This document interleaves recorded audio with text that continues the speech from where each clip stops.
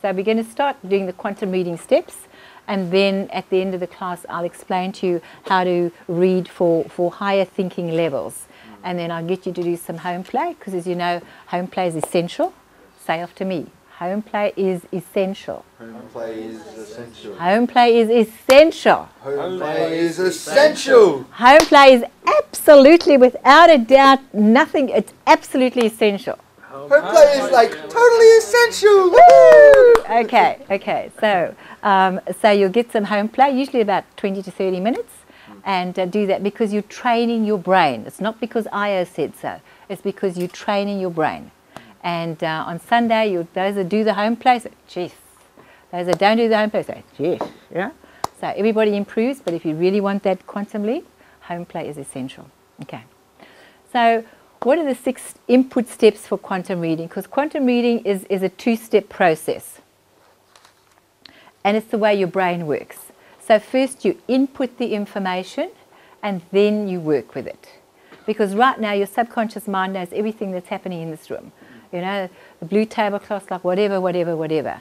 And you know, they hypnotize people and they say, well, your birthday party at 2. And they can remember the dress they wore and the people that came, but consciously you can't. Because your conscious mind is like the brain manager. Doesn't worry with the detail. Just like, what does Luke want to do now? What does Ian want to do now? Oh, I better call up this program and this belief and this is it, and this will get him to work on time. Yeah? So, but meanwhile, billions of cells are actually keeping you alive and getting you where you want to go. So when we start quantum reading, that's exactly what we're going to do. So let's whip open our manuals too. And some of these steps you've just played with. Whip open your manual to page 31. And David, in the next room, this is a breakout room, there's the Einstein factor. Can you bring us those books, please? For the first 3 books of the course, I give you the books to read because they will also change the way you think. Because what I want to get past is any limiting beliefs you have about yourself and your reading ability. Yeah? Tomorrow afternoon, and we'll talk a bit about it later on, you'll start bringing your own reading material.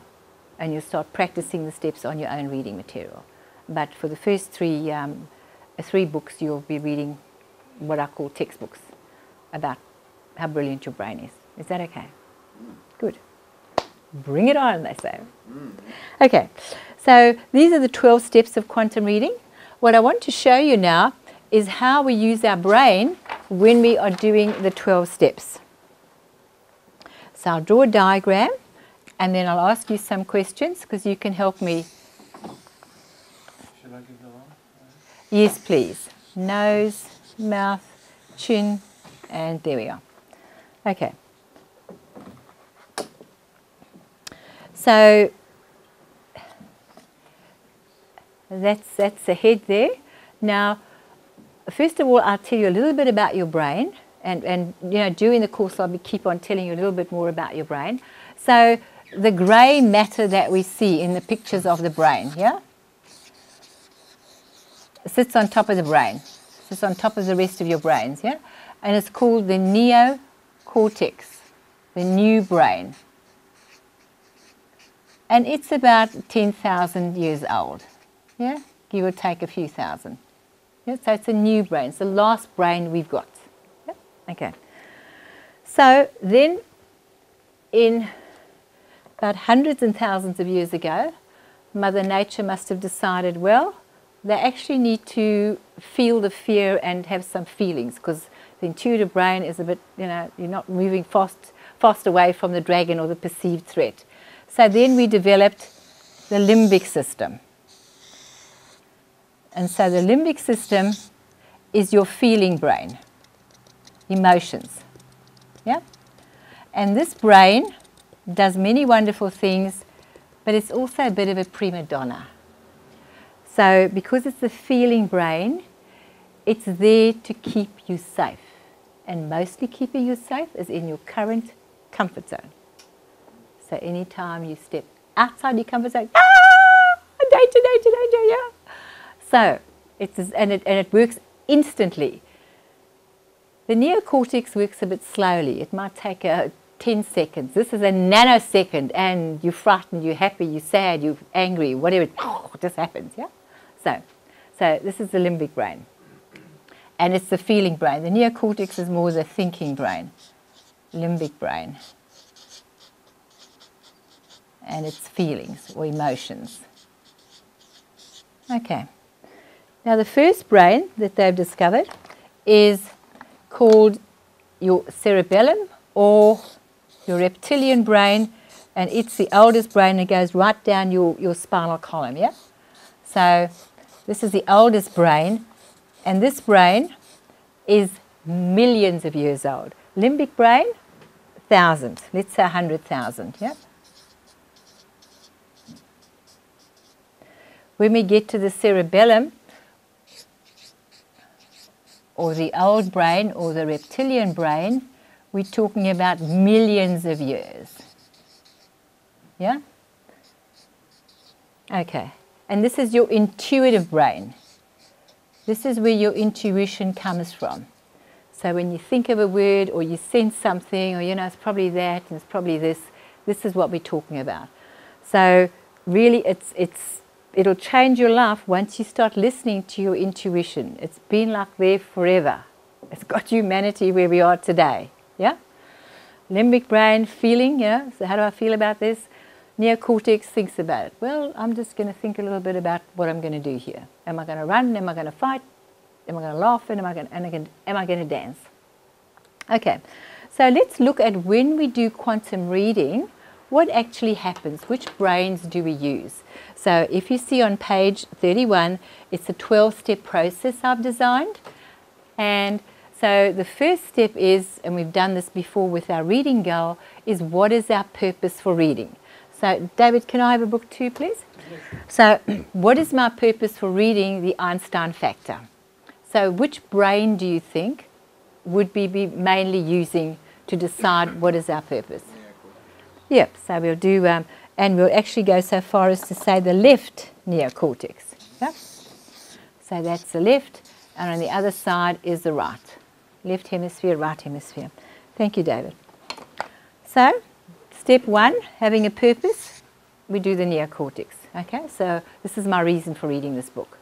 Step two is previewing the book. So you're checking out now, so you've got a reason, this is what I want to do. You look at the book and you check out, is this book going to do it for me? Yeah? And you align it with your purpose. So which part of the brain are we using then? We sort of got our purpose and we're judging and evaluating, is this book going to do it for me? Which brain are we using? Same one, because judging, thinking, deciding, making decisions. So it's two. Okay. Third part is we're getting into our super learning state. And now we've done this a little bit with the dictionary game. It's really relaxed, where your whole body feels safe and you're feeling relaxed and that sort of thing. Which brain would we be using mainly? The limbic, yeah. So now we start using the limbic brain, yeah? Because you wouldn't be able to relax if you didn't feel safe and quite, settled. Okay? So now we've got our brain into gear, we've got our purpose, we've got the book we're going to read, and now the fourth stage is we're going to quantum read it. So it's a bit like the dictionary game. We're going to turn the pages and put it into our subconscious mind. So which part of the brain are we using now? Yeah, so we go down here. So quantum reading goes into your long-term memory, not your short-term memory first. Yeah? Okay. So step 5 is autopilot activation. And that's very similar to strategic visioning, where we put our goal in our future stream of time. So we imagine, we visualize what it's going to be. Which brain are we using? Right. Yeah, the right neocortex. So there, so number 5 is here. So now we're coming up and we're building a pathway there. Okay? Number 6 is incubation. So you put the information in, just think of it as a file or a CD inside you with all the information. And now you just relax. You let the brain take over and make all the connections at the unconscious level that it needs to make. Billions and billions of connections with what you already know, new connections, whatever. So, and you usually take 20 minutes, or best is an overnight sleep. But sometimes, in work you can't do that.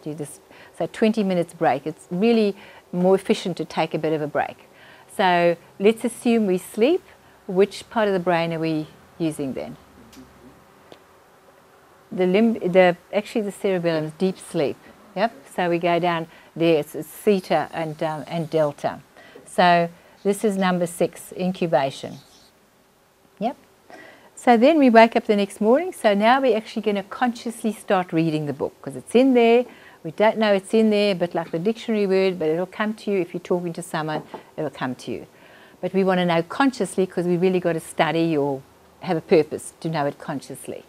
Okay, so then we start picking out keywords. We're saying, well, what are the main things I want to know in this book? I'm going to pick out 6 keywords according to my purpose. Everything goes up to your purpose. Check with your purpose. So which part of the brain are we using when we pull out keywords? Yeah, so we're making it as a conscious decision and we're evaluating again with our purpose, what are the most important bits? Where are the diamonds in this book? Yeah? Okay, so we're here again. 7. Step 8 is ask and listen. So now we're going to our subconscious mind. So conscious mind says, yep, these are the keywords that I want. Yeah?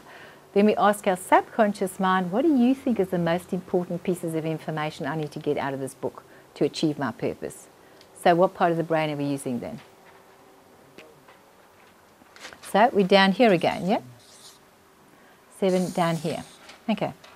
Step 9 is where you actually now start reading. So you've got your brain into state, you've read it subconsciously, you've decided where you're going to read, and you actually start reading, and it's called paragraph blitz.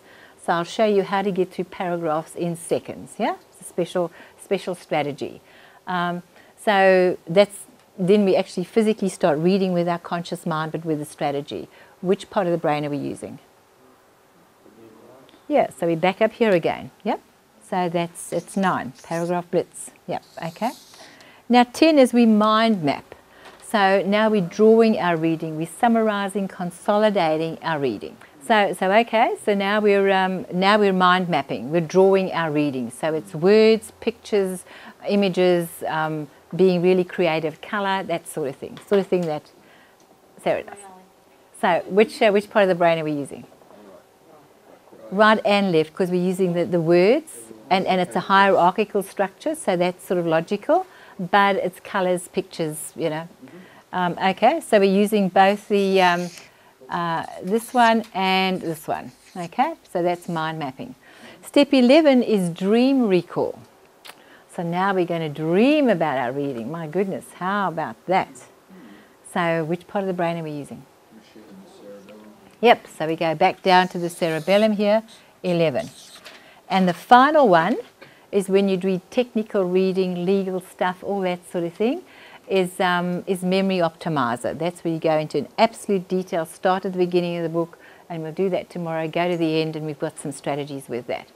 So that's detailed reading. Which part of the brain will we use for that? Yep, so we're back down here again, put it up here. So can you see now how you're building different pathways as you're practicing the different functions of the 12 steps of quantum reading? That's right brain, left brain, front brain, back brain, you know, cortex, cerebellum, limbic, you know, all that sort of thing. Limbic So, Limbic is not working much, it's only got 1 step. It's only got 1 step, but when you start with inputting the information, you have to be in that limbic state. So actually step 4 is limbic as well. But we sort of say step 3 is learning state, and then you stay in that state. And also when you recall the information, you actually go into your theta brainwave state. So it's even deeper relaxation than the alpha state. So when you try and remember something and you're stressed, like forget it. You know, you ain't going to do it. You just got to say, oh, let me just relax, relax, relax. And it's just training your brain. That's all it is, training your brain. So how do they, like, with all that brain sort of wave stuff, when we traditionally learn at school, what part of our brain is working? What part do you think? Not much. This is true, this is true. Which part? Probably the left side. Yeah, the left logical brain. Like you're not getting that. Sleep. A little bit of the right. Yeah, it depends what you're doing. Yeah, you know. So yeah, and it's a Western culture thing too. In the East, they're a bit more using more of their brain, you know. And that's why that feeling, the limerick sort of thing, I know the limbic, myself, yeah. growing up, if I couldn't get a word, I'd get the feeling of, oh, Yeah. and then I'd skip that. That's because it says to you it's not safe to do this. Yeah. I'm chucking a fit here, so just move away from it. Danger. I'll tell you a quick story. A fellow came to our classes. He was from Melbourne, and he was in his 60s. He was a foreman at a quite a prestigious construction site, and he thought he was dyslexic because all his life he hasn't been able to read. He's got stuff around reading, and I think he was like, I don't know, maybe 40 or 50 reading efficiency speed. You know, so that's pretty slow. Yeah? Okay. So he did the course, he learnt, and he got much better. He was up to about the 300s or something, so he was really delighted.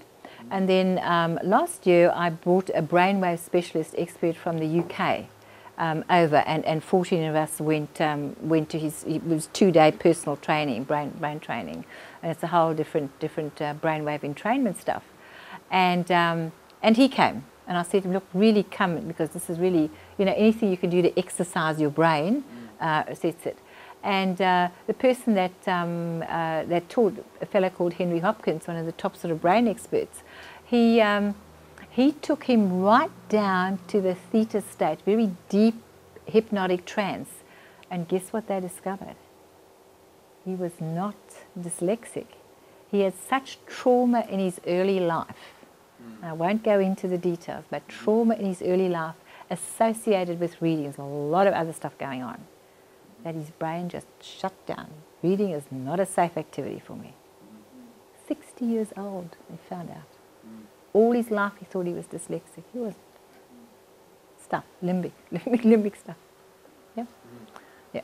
And so part of the training we do here is letting go those limiting beliefs that we, and you know, bless our parents. I'm a parent too. I've done terrible things, you know.